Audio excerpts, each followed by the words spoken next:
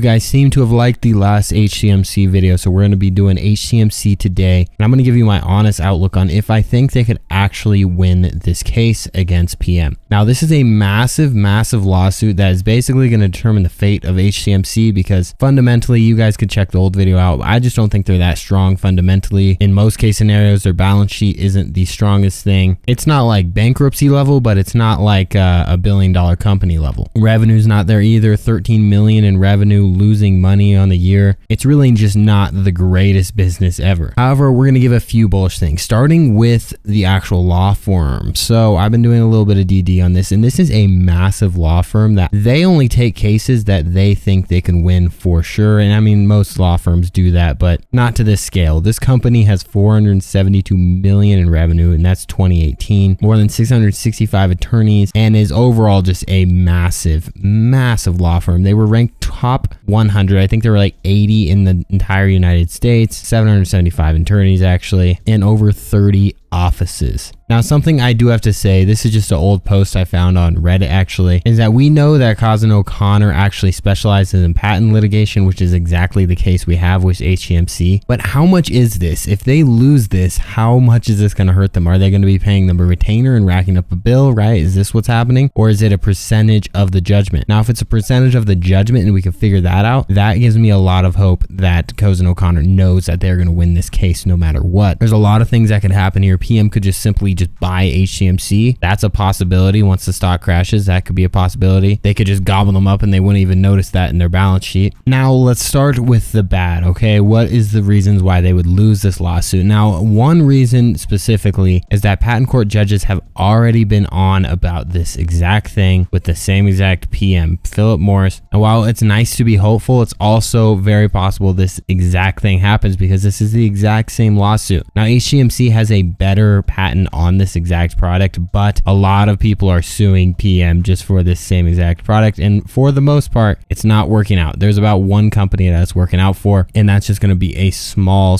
little patent litigation payout. Now, the biggest thing I see with this is this exactly right here, inventive step. If these patents lack any inventive step, as in they didn't really invent anything, they're just trying to patent something that's already very well used within the whole marketplace, which is very possible. All they are suing them for is the heat, getting up to a certain amount of heat. So if this is the case, this thing's going to get shut down so fast. And even best case scenario, let's look at the possible outcomes of if they were able to win this lawsuit. So if they were able to win this lawsuit, let's just look at the past here. These are the 10 largest initial damages awarded in the US patents in millions, okay? So the largest ever was 2.5 billion, but these were massive.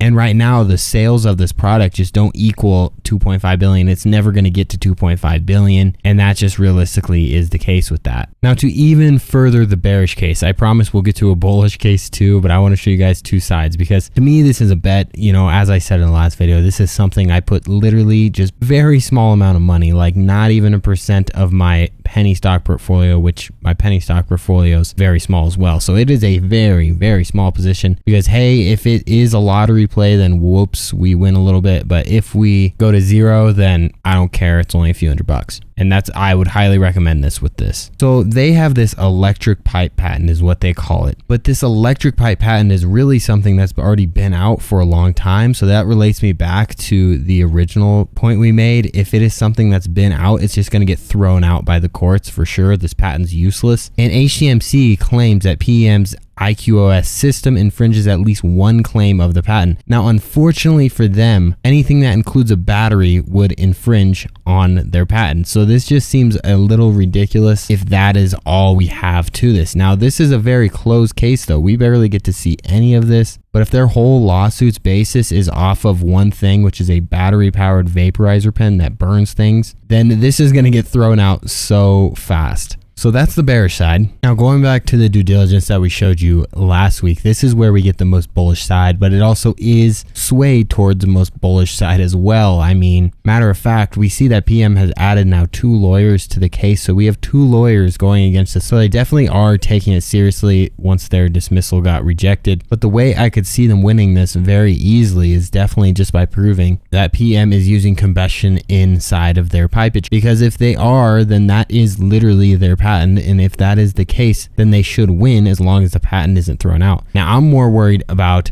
the patent being thrown out. It's going to make it or break it for me if this patent gets thrown out, just like it was on this exact case, because it is just too widespread, because all vaporizers have similar, I guess, engineering, because there's only so many ways to make a vaporizer. It's possible that this thing gets just thrown out of court. Another thing that they're going to have to prove is that PM and the IQOS was not working on this exact prototype before their patent was filed, because if that is the case, this is what got this one rejected, because this claim was filed after the product had already been launched. This is very similar, basically one for one, the same exact case where they just got slapped and PM won. You could assume that PM gets sued a lot, so you're going to assume that they're going to have some pretty good lawyers on deck. So I think this lawsuit all depends on, of course, the court judgment on the patent. Is the patent legit, or is it just a throwaway? That's for the courts to decide, though. I'm going to say that this is just a complete lotto play. Even if they do win, they could get maybe 100 million max, and then maybe a royalty on top of that. That is entirely possible. But even at that, if we look at their cap right now, 433, even if they do receive 100, they'll have a lot of liquidity, but nothing else. So definitely a concern for me. I think most of this is just going to run through hype. We'll see if the hype actually pays out or if we just lose money. Most likely just a loser here, in my opinion. Don't hate me too much, but just giving an honest opinion. You guys can check back in a few months and see if I was right or see if I was wrong.